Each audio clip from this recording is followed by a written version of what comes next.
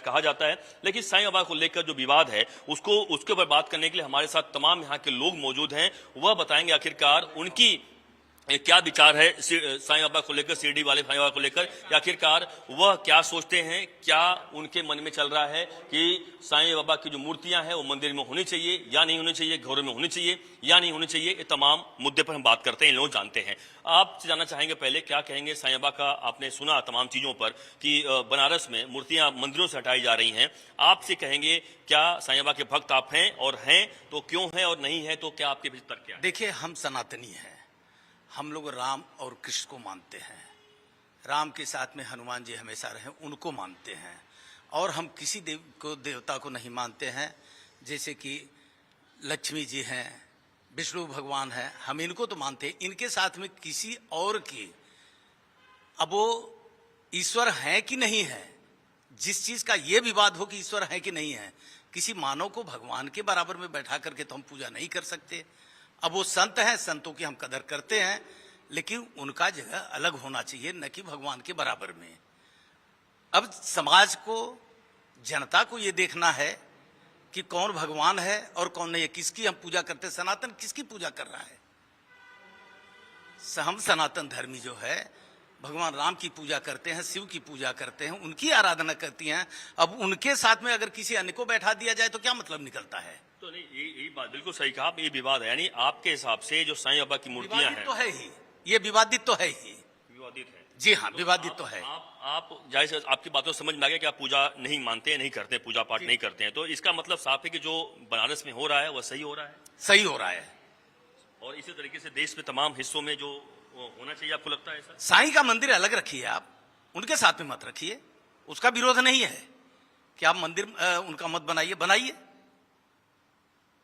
किसी मजार को मंदिर के रूप में दिखाना या मंदिरों के भगवान को ले जाकर के उनके पास में बैठाना या उनके साथ में उनको बैठाना, ये गलत है। आपने बहुत अच्छा मुद्दा उठाया जो जिसको लेकर एक लगातार चर्चा होती है, यानी जो आरोप लगता है। ये मैं मजार की बात की, मजार का मतलब साफ हो जाता है कि वो मुस्लिम थे, लेकिन इसका कोई साक्ष्य कहते हैं लोग नहीं मिलता है, जो कि साईं बाबा के जो भक्त हैं, जो उन्हें मानते हैं, कहते हैं कि नहीं वो मुस्लिम नहीं थे, वो हर धर्म को मानते थे। आपके हिसाब से क्या है? देखिए, आप जानते हैं कि शिरडी के साईं बाबा बहुत ही प्रसिद्ध है, पूरे देश में, पूरे विश्व में लोग आते हैं, उनका दर्शन करते हैं। लेकिन ये जो बात है मजार, ये सत्य है कि वो मजार की वहां पूजा होती है। पूजा इसीलिए होती है क्योंकि सनातनी लोग वहां जाके पूजा कर रहे हैं, इसीलिए वहां पर पूजा हो रही है, नहीं तो वो असली में तो मजार है। अब उसका मेन मकसद ये है कि देखिए, जब कोई विद्वान होता है या जब किसी के पास कोई एक दिव्य शक्ति होती है तो उसे लोग पूजने लगते हैं। भाई, जिसका सुख दुख में जो साथ देता है उसको पूजने लगते हैं। तो साईं बाबा की कुछ ऐसी कहानियां हमने सुनी है कि वो लोग का सुनते थे, इसलिए लोग उनको पूजने लगे, लोग जाने लगे। लेकिन मुद्दा हमारे ये नहीं है कि साईं बाबा का क्या है। उनको साईं बाबा कहा गया है, वो बाबा है। हमारा मुद्दा जो है, हम जिसके लिए बोल रहे हैं, हम जिसके लिए खड़े हैं, वो ये है कि एक बाबा को, यानी एक संत को, एक महात्मा को, एक बाबा को हम देवताओं के साथ तो बराबर स्थान नहीं दे सकते। जैसे कि आप जानते हैं, वो ठीक है, प्रसिद्ध है, सब है, बहुत लोग की वहां बहुत जगह लोग उनका मूर्ति रखते हैं, कोई अपना कुछ उनका स्थान बनाता है। हर बाबा का आश्रम होता है, उनका भी आश्रम है, शिरडी वो एक आश्रम ही है कहा जाएगा, और वहां से वो बनता हुआ है। तो और हमारे सनातन में एक नियम रहा है कि हमारे सनातन में सबसे ऊपर अगर कोई है तो परम पिता परमेश्वर, जिससे आप उनकी तुलना करने लगे, जो कि सरासर गलत है। परम पिता परमेश्वर से हमारी उत्पत्ति हुई। हमारे परम पिता परमेश्वर के बाद हमारे देवी देवता आए, और देवी देवताओं के बाद हमारे यहां पर ग्रह आए, और उस ग्रह के बाद संत सनातन और बाबा लोग आए। तो संत महात्मा के बाद बाबा लोग हैं।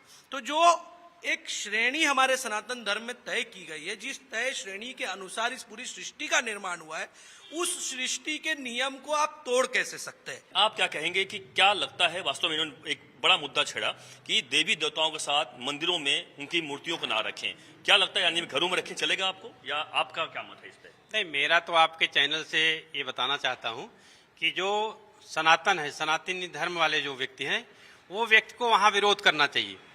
क्योंकि ज्यादा 90% आज साईं बाबा को मानने वाले, मंदिर में जाने वाले, बाबा का दर्शन करने वाले, ये हैं कौन? ये तो अपने ही हैं।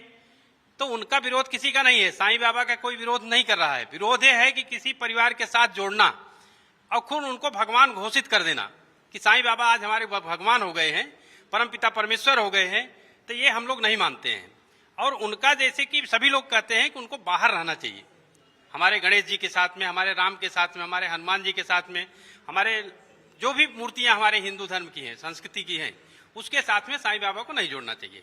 इसलिए जो बनारस में विरोध हुआ उसका मैं पूर्ण समर्थन करता हूं, जो लखनऊ में विरोध हुआ उसका भी मैं पूर्ण समर्थन करता हूं राष्ट्रीय हिंदू महासंघ की तरफ से, कि आज जो भी दिक्कतें हो रही हैं, ऐसा नहीं है कि दिक्कत कहां से हो रही है, हमारे से ही हो रही ना। आज उनके मानने वाले भक्त इतने ज्यादा हैं, साईं बाबा को मानने वाले इतने भक्त हैं कि कुछ अपने घरों में भी रखे हुए हैं, तो उनके आत्मा को और उनके मन को हम रोक नहीं सकते। हम इतना आपके माध्यम से बता सकते हैं कि सनातन धर्म जो है सारे लोगों को लेकर चलने वाला संगठन है, धर्म है। वो किसी का विरोध नहीं किया आज तक, न हिंदू का किया, न मुसलमान का किया, और किसी भी व्यक्ति का आगे भी सनातन धर्म नहीं करेगा। अजर अमर धर्म है हमारा सनातन धर्म। क्या है? अजर अमर है, इसका कोई भी लिमिट नहीं है। इसमें कोई डुबकी लगाना चाहे कि सनातन धर्म मैं खत्म कर दूंगा या कोई दूसरा संत बन के मैं खत्म करके भगवान बन जाऊंगा, तो ये हमारे यहाँ नहीं चलेगा। मैं इंटरप्ट करना चाहूंगी। मनाते हैं, आपने वर्ड बोला, मनाना उनकी मजबूरी है। अगर वो कोई हम लोग के धर्म हिंदू का अगर वो नहीं मनाए तो इससे साफ घोषित हो जाएगा कि वो एक मुस्लिम समुदाय के हैं। सबसे पहली बात तो इन्होंने बहुत अच्छा मुद्दा उठाया कि अयोध्या में उन्होंने ट्रस्ट को एक पैसा नहीं दिया। क्यों नहीं दिया?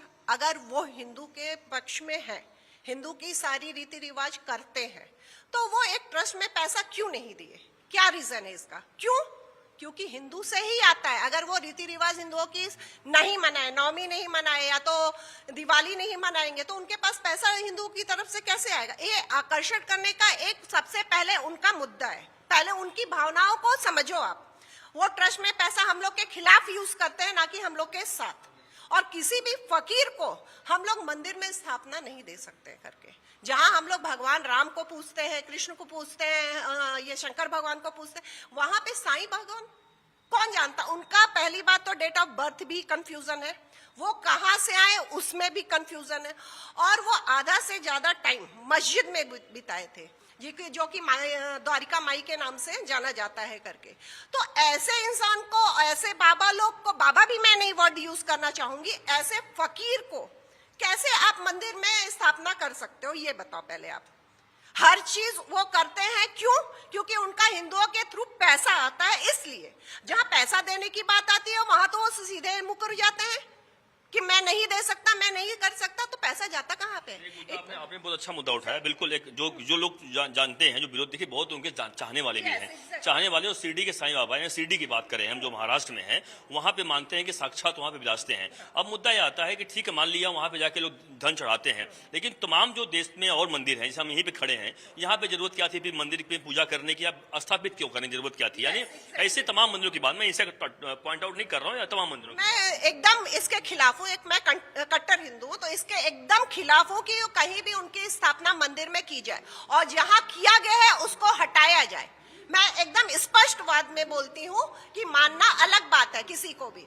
भाई कोई भी हेल्प आउट करता है, कोई बीजेपी से हो, कोई बहुजन से, या किसी भी जाति कास्ट का हो, तो इंसानियत के नाते सब एक दूसरे की मदद करते हैं। तो मदद करने वाले को हम लोग मंदिर में स्थापना नहीं दे सकते, क्योंकि वो भगवान नहीं है, वो एक फकीर है। और भगवान हम लोग के जो है राम है, उनकी ही स्थापना करेंगे। वो ट्रस्ट से आता है पैसा, उन लोगों को, मजदूरों को मिलता है पैसा, और उनके ट्रस्ट से तो नहीं आता है पैसा। आपने कभी सुना है कि उनके ट्रस्ट ने हिंदुओं को या बाढ़ पीड़ितों को या कहीं भी उन्होंने पैसा दिया है, कहीं पे इन्वेस्ट किया है? वो ट्रस्ट ही क्या, जो आदमी की मजबूरी का पे पैसा ना दे सके, केवल पैसा लेना जानता है। तो कहते हैं नहीं, वो कहते हैं कि वहाँ पे और पता भी है, सबको पता भी, अस्पताल वहाँ बनाया है, बहुत सारे हॉस्टल बने हैं, बहुत सारे नेक काम करते हैं, वो कहते हैं ऐसा। कहते हैं, देखा है आपने? नहीं देखा है, नहीं, अस्पताल है, मैं कोई वो नहीं स्पष्ट बोलती हूँ कि देखा है आपने, यस, और करने में बहुत हॉस्पिटल है। एग्जैक्टली कि आप ट्रस्ट बनाओ, करो, लेकिन हिंदुओं को उससे कितना बेनिफिट है?